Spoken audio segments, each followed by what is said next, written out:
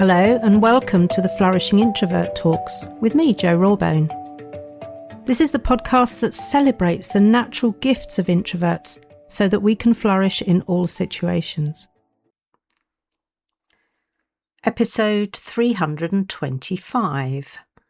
Introverted leaders are not passive.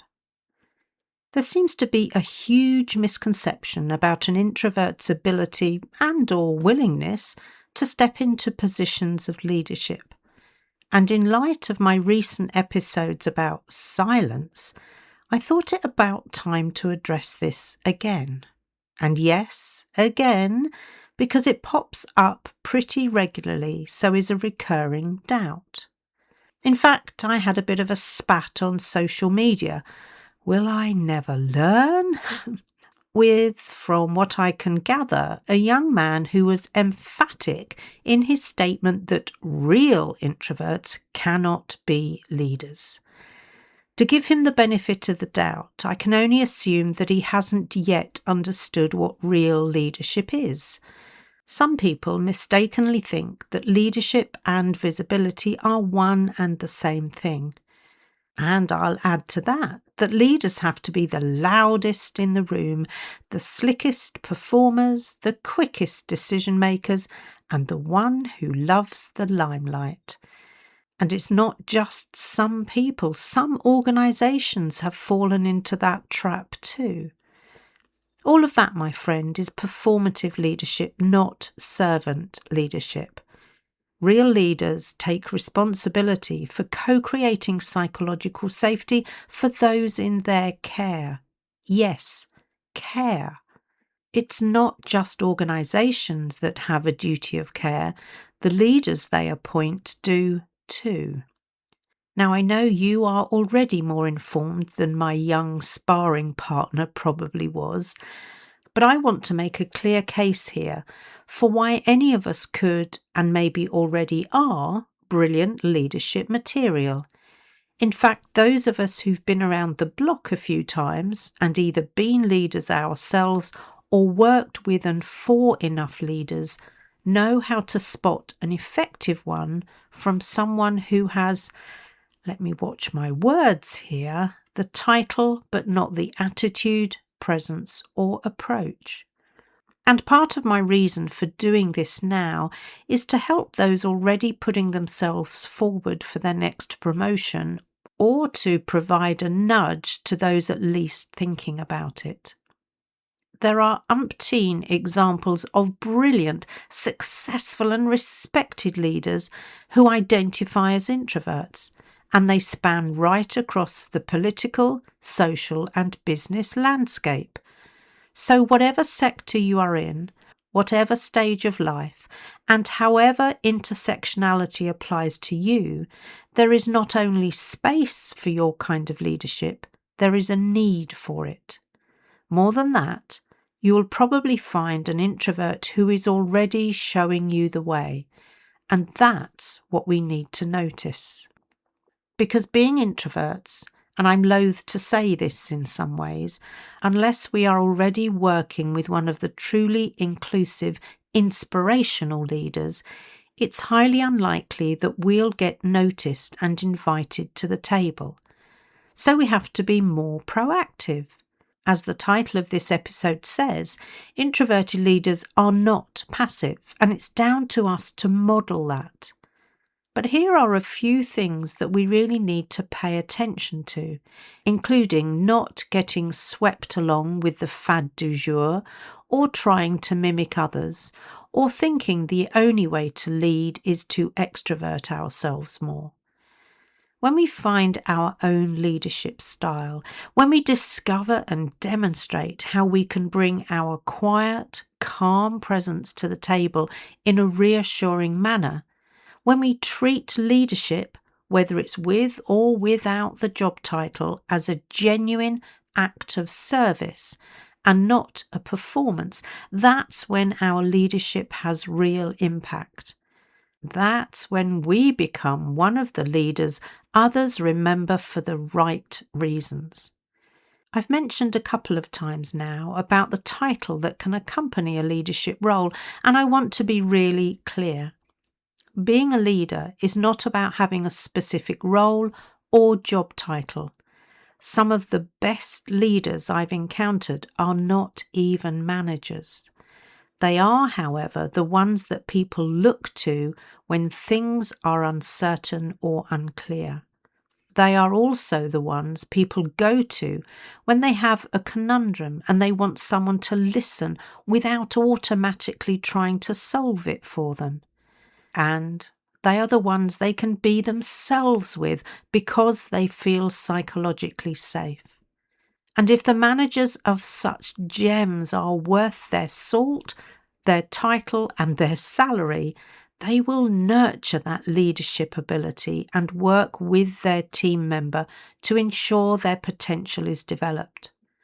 What I see happen far too often, though, is that individuals are scored on a matrix of competencies that may not yet include showing leadership. That's no excuse, though. Worse than that, some insecure managers may feel threatened by those who show potential, so keep a lid on their progression. Frankly, that's shameful. And I can say that without fear of comeback because I've seen it with my own eyes in some of the clients I've worked with. And the systems and processes that operate in organisations don't always help, as they tend to reward what they can easily spot and measure. Anything that is simple and tick-boxy that doesn't require too much real thought, like those qualities I mentioned earlier. Yet real leadership is far more nuanced than that, and those in positions of authority need to know when to lead and when to manage. Both are valid and necessary at the right times. I've talked about the difference before, but in a nutshell, you manage when things need organising, controlling and measuring so they get done effectively. You lead when you want to empower, inspire and move people to take action. So many still conflate or confuse the two. But let's spend a moment looking at why some people think introverted leaders will be passive. And I've got to say, with some professionals I've worked with, I'd say it's pretty much on the money, but that's not how it should be. Number one, for too long now, leadership has been conflated with dominance, with quick decision-making and with a strong or charismatic character, tally-hoing them from out front.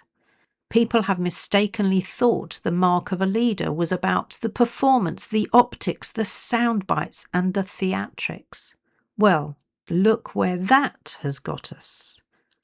It's time we remember that real leadership has people willingly following us on a journey and often into the unknown. So we have some repositioning to do in terms of what leadership really is. I've been unpacking that distinction on and off from as far back as episode 103, where I started the Introverted Leader series, so do go back and listen to those episodes. Number two, our tendency to keep our heads down and out of the everyday dramas that surround us get mistaken as any number of things. Lack of confidence, low ambition, poor people skills, lack of engagement, and even arrogance. And for the uninformed, you can see how they might leap to this conclusion. That's why I chose to gently but persuasively educate colleagues and even managers about what was at the heart of my behaviour. And I also remember a line from my training when I was being certified as a Myers-Briggs practitioner. Your type is not an excuse for your behaviour.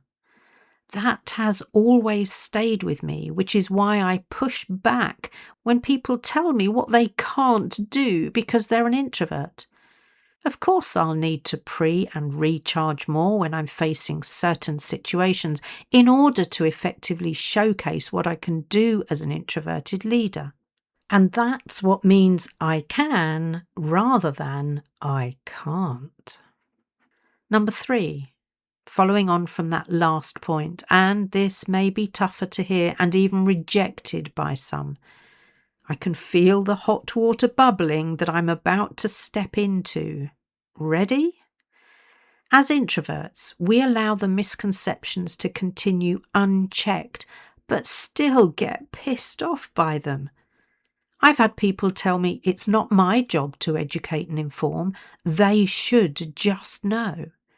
Again, this is currently a popular approach, palming it off onto the organisation or the individual. And whilst a part of me gets that, because there is emotional labour involved, my question is, if they don't know, how long am I prepared to sit back hoping someone else picks it up? I'm not prepared to walk away from the opportunity to help people understand if it benefits a wider community. That's me taking responsibility for that which I can impact. That's leadership. Ouch! I can feel the hot water I'm in getting hotter. So maybe it's time for me to jump out into a cooler environment. Now, where's my ice bath? In reality, probably the best way to educate and inform is to demonstrate rather than just tell. Step forward when you have the opportunity to lead. Show people what quiet leadership looks and feels like. Notice how people feel when they are truly listened to, how self-motivated they are when they can be more autonomous, how much safer they feel when their difference is not judged and considered a problem. There is more and more evidence emerging that an extroverted leadership style is not always effective. It's not always what a situation or the people they are leading need. So if you've been holding back from stepping into leadership roles or positions because you thought you'd have to perform as others do, rest easy, my friend. This is the perfect time to bust the myth that we make passive leaders and demonstrate what authentic introverted leadership looks and feels like. Time to empower those in our care, showing that we trust each other. Time to inspire them with our compelling vision of the future, the place we're leading them to.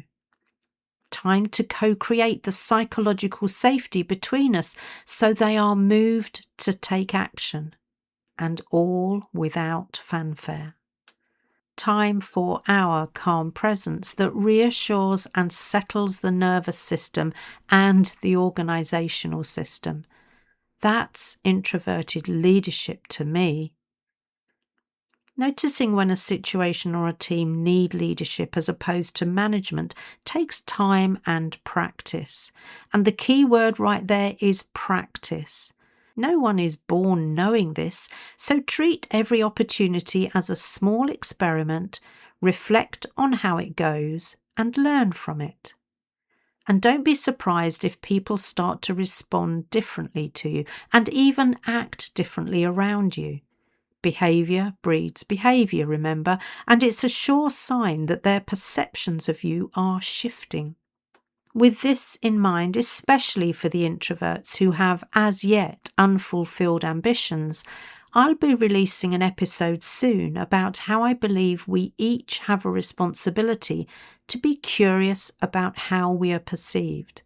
And it's what you do with what your curiosity reveals that's important, because whilst I'll never advocate for you being inauthentic, we can only manage what we are aware of. I know it's very popular right now to brashly say, I don't care what people think about me. But if you're being stifled in your career, it's important both to know and care. So watch this space, or better still, subscribe so you don't miss it. If you enjoyed this episode as much as I did, then please subscribe, rate us and leave a comment, because we know that helps other people find the podcast. And if other people find us, other introverts can flourish. You are listening to an Intentional Media Production podcast.